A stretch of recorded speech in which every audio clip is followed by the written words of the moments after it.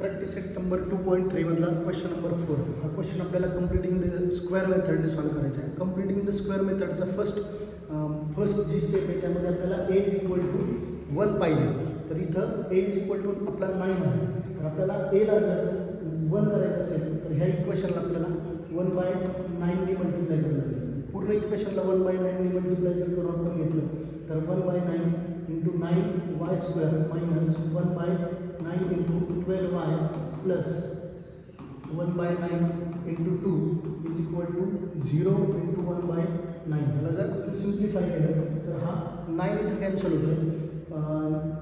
3 जा 3 4 जा 12.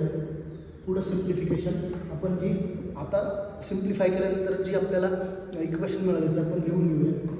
y square minus 4/3y plus 2/9 is equal to 0.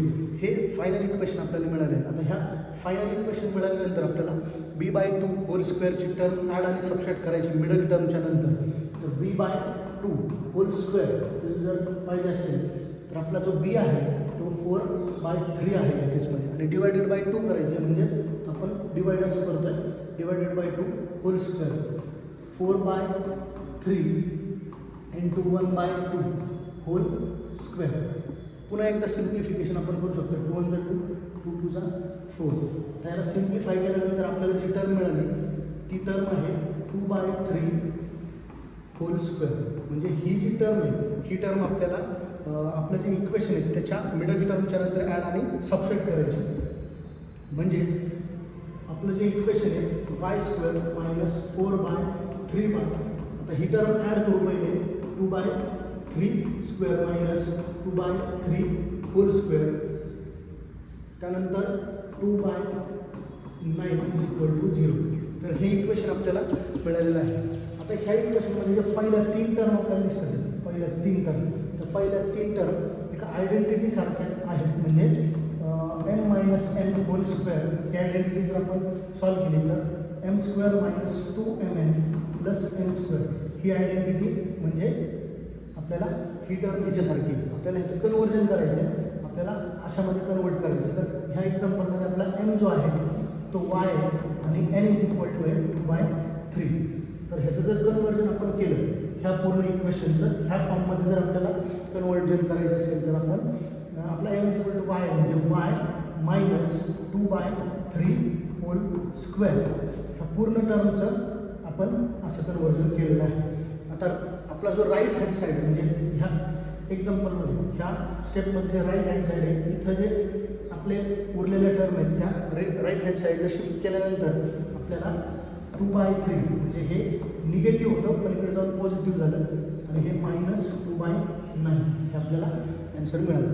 आता ह्याला पुढं सिम्प्लिफाय करायला लागेल. आपल्याला सिम्प्लिफाय केल्यानंतर 2चा स्क्वेअर 4 3चा स्क्वेअर 9 मायनस 2/9 म्हणजे आपण ह्याला जर पुढं सिम्प्लिफाय केलं तर डिनॉमिनेटर सेम आहे 9 4 मायनस 2 इज 2/9 म्हणजे आपल्याकडं जो आपला left hand side y minus 2/3 whole square is equal to 2/9 हे आन्सर आहे. आता आपल्याला ह्याला पुढच्या स्टेपमध्ये बोथ साईडचं स्क्वेअर रूट आपल्याला घ्यायला लागेल. तर आपण बोथ साईडचं स्क्वेअर रूट फाईंड केलं. बोथ साईडचं स्क्वेअर रूट जर आपण फाईंड केला तर आपल्याला पॉझिटिव्ह आणि निगेटिव्ह अशा 2 व्हॅल्यूज घ्यायला लागतात. तर त्या 2 व्हॅल्यूज y मायनस 2/3. आता आपण स्क्वेअर रूट करतो बोथ साईडचा तर त्यामुळे हा स्क्वेअर रूट झाल्यानंतर पॉझिटिव्ह निगेटिव्ह 2चा स्क्वेअर रूट √2 आणि 9चा स्क्वेअर रूट हा 3 येतो. तर मग आपल्याकडे 2 व्हॅल्यू मिळालेल्या आहेत. तर पहिली व्हॅल्यू म्हणजे y minus 2/3 is equal to positive 2√3 आणि y minus 2/3 is equal to negative √2/3. त्याला पुढे जर सिम्प्लिफाय केलं तर y is equal to √2/3 plus 2/3. Denominator same आहे म्हणजे याचा आन्सर √2 प्लस 2/3 हा एक आपला फर्स्ट रूट आला आणि second root y is equal to minus √2/3 plus 2/3 म्हणजे मायनस √2 प्लस 2 डिवायडेड बाय 3 हा आपला सेकंड रूट आला. म्हणजे आपल्याला दोन ज्या रूट्सच्या व्हॅल्यू मिळालेल्या आहेत त्या √2 प्लस 2 डिवायडेड बाय 3 हा फर्स्ट रूट आणि सेकंड रूट -√2 + 2 बाय 3 हा आपला सेकंड रूट मिळाला. तर हा फोर्थ क्वेश्चन आपण सॉल्व केलेला आहे. आता सेम असंच आपल्याला फक्त डिजिट्स काही चेंज आहेत तसं आपल्याला क्वेश्चन नंबर 5 पण सॉल्व करायचा आहे. तो जो क्वेश्चन नंबर 5 आहे तो क्वेश्चन नंबर 5 मध्ये आपल्याला 2y² प्लस 9y प्लस 10 = 0 असा आपला क्वेश्चन आहे. तर फर्स्ट स्टेप आपली कम्प्लिटिंग द स्क्वेअर मेथडची जे आपण करतो त्यामध्ये आपल्याला a = 1 आणायचं. तर मग ह्या इक्वेशनला आपण 1/2 जर मल्टिप्लाय करून घेतलं तर 2y² प्लस 9y प्लस 10 = 0. याला जर 1/2 मल्टिप्लाय केलं तर ह्याच्यामध्ये आपल्याला 2y² प्लस 1/2 × 9y प्लस 1/2 × 10 = 0 × 1/2. मग हे 2 कॅन्सल होईल. त्यानंतर 2 × 2 2 5 10. सिम्प्लिफाईड फॉर्ममध्ये जे इक्वेशन आलं आहे ते आपण खाली लिहून घेऊ. त्याला y² प्लस 9/2y प्लस 5 = 0. आता नेक्स्ट स्टेपमध्ये आपल्याला b/2 whole square return add आणि सबट्रॅक्ट करायचे. त्यासाठी आपला जो b आहे तो 9/2 आहे आणि डिवायडेड बाय 2 होल स्क्वेअर. आता सिम्प्लिफाय करूया. 9/2 इंटू 9/2 इंटू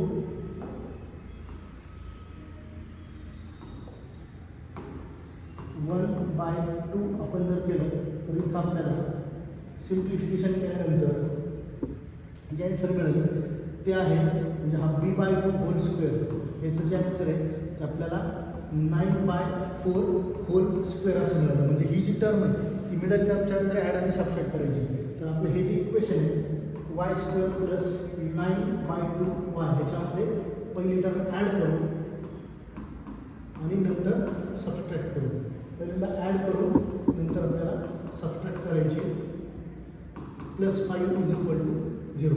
आपल्याला हे इक्वेशन मिळालं. तर ह्या इक्वेशनला आपल्याला पुढे सॉल्व करायचं असेल तर आपल्याला इथं m + n होल स्क्वेअर अशा फॉर्मॅटमध्ये ह्याचं आपल्याला 2mn + n². आपल्याला ह्या केसमध्ये हे जे इक्वेशन आपल्याला ह्या फॉर्ममध्ये आहे त्याला आपल्याला ह्या फॉर्ममध्ये मिळायचं आहे. आपला m जो आहे y आहे n = 9/4 आहे. तर मग आता कन्वर्जन जर आपण केलं तर y प्लस 9/4 होल स्क्वेअर हा आपला LHS लेफ्ट हँड साईड आहे. पूर्ण 3 टर्म अशा कन्वर्ट झाला आणि त्याच्यानंतर जो राईट हँड साईड आहे ह्याच्यामध्ये तो लेफ्ट हँड साईडला आपल्याला मायनस होतं इथं ते राईट हँडला जाऊन पॉझिटिव्ह होईल.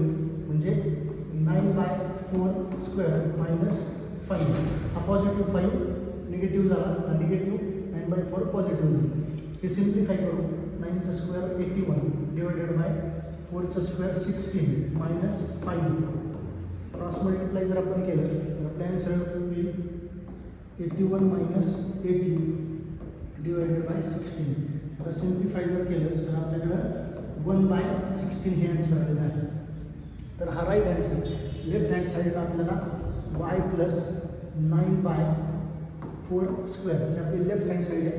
आता आपण सिम्प्लिफिकेशन जर पुढं केलं तर आपल्याकडं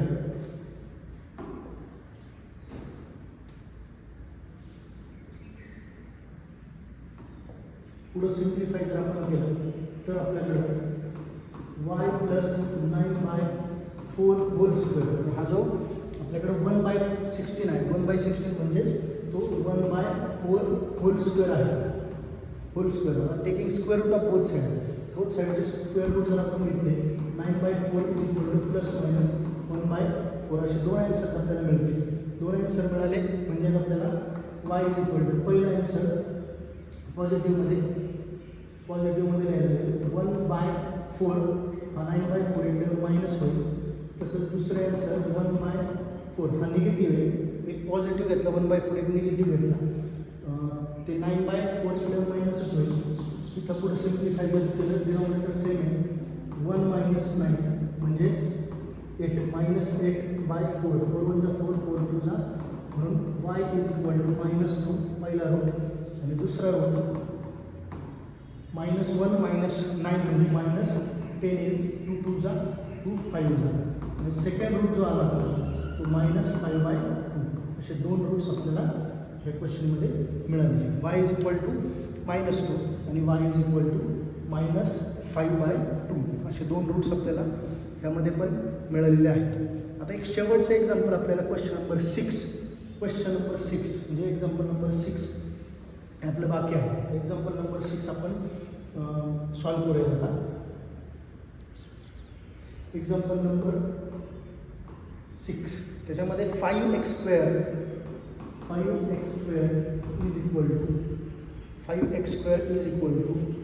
4x + 7. पहिले तर हे एक्झाम्पल आपल्याला रिअरेंज करून घ्यायचं. रिअरेंज जर केलं तर 5x² - 4x - 7 = 0. हे क्वाड्रॅटिक इक्वेशन जनरलाइज क्वाड्रॅटिक इक्वेशनशी कम्पेअर केलं तर परफेक्ट क्वाड्रॅटिक इक्वेशन तयार झाले. आता आपल्याला जसं आपण फर्स्ट स्टेपमध्ये बघतो की आपल्याला a = 1 करून घ्यायला लागेल. या केसमध्ये आपल्याला पूर्ण इक्वेशनला 1/5 ने मल्टिप्लाय करून घ्यायला लागेल. मग 1/5 × 5x² - 1/5 × 4x - 1/5 × 7 = 0 × 1/5 0 डायरेक्टली आपण लिहिलं तरी चालेल. तर इथं 5 आन्सर होईल.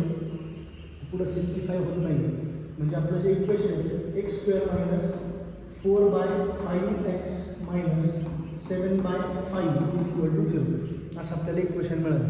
आता नेक्स्ट स्टेपमध्ये आपल्याला b/2 ची टर्म फाइंड करायची. b/2 तर आपला b जो आहे तो 4/5 ÷ 2 होल स्क्वेअर. त्याला सिम्प्लिफाय जर म्हणून आपण पुढं केलं तर आपल्याकडं 4/5 × 1/2 होल स्क्वेअर. आता इथं पुन्हा डिवाइड होईल, सिम्प्लिफिकेशन होतं आहे. 2 1 जा 2 2 2 जा 4. मग आपल्याला जे आन्सर मिळाले ते फायनल आन्सर यायचं 2/5 होल स्क्वेअर. म्हणजे ही मिडल टर्मच्या नंतर ॲड करण्याची टर्म आपल्याला मिळाली. आता मिडल टर्मच्या नंतर म्हणजे x² - 4/5 एक्सच्या नंतर आपल्याला ॲड करायची ही term 2/5 whole square -2/5 whole square -7/5 = 0. हे आपलं एक्सपान्शन तयार झालं. आता ह्या 5 ज्या 3 टर्म आहेत त्या आपल्याला इथं निगेटिव्ह साईन मिळालं. मग अशी पॉझिटिव्ह साईन होती. पॉझिटिव्ह असेल तर m + n होल स्क्वेअरचा फॉर्म्युला यूज करतो आपण. निगेटिव्ह असेल इथं तर m - n. तर m - n होल स्क्वेअर म्हणजे m² - 2mn + n² ही आयडेंटिटी आपल्याला यूज करायला लागेल. आता ह्याचं कन्वर्जन जर करायचं असेल तर आपला m जो आहे तो x आहे आणि n जो आहे तो 2/5 आहे. म्हणजे x - 2/5 होल स्क्वेअर पूर्ण 3 टर्मचं असं कन्वर्जन झालं. = राईट हँड साईड आपल्याला पूर्णपणे ह्याची हे दोन्ही पण निगेटिव्ह आहे तिकडे दोन पॉझिटिव्ह होती म्हणजे 2/5 whole square + 7/5.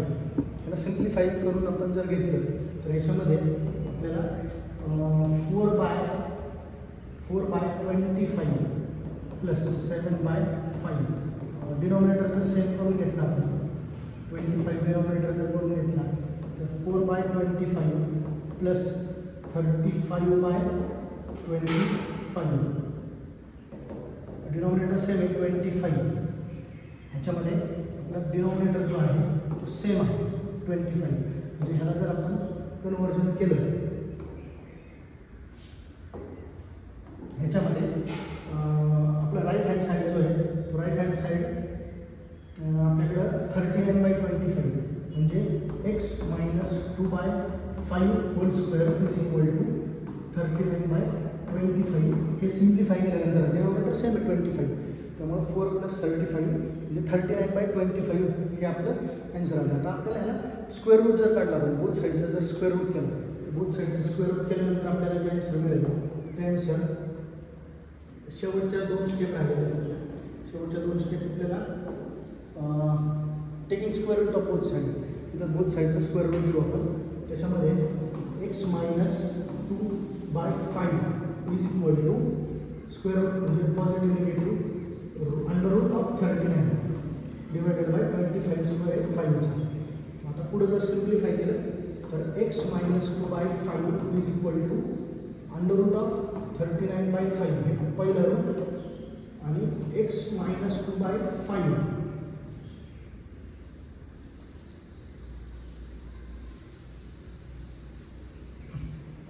x minus 2/5 is equal to minus of 39/5.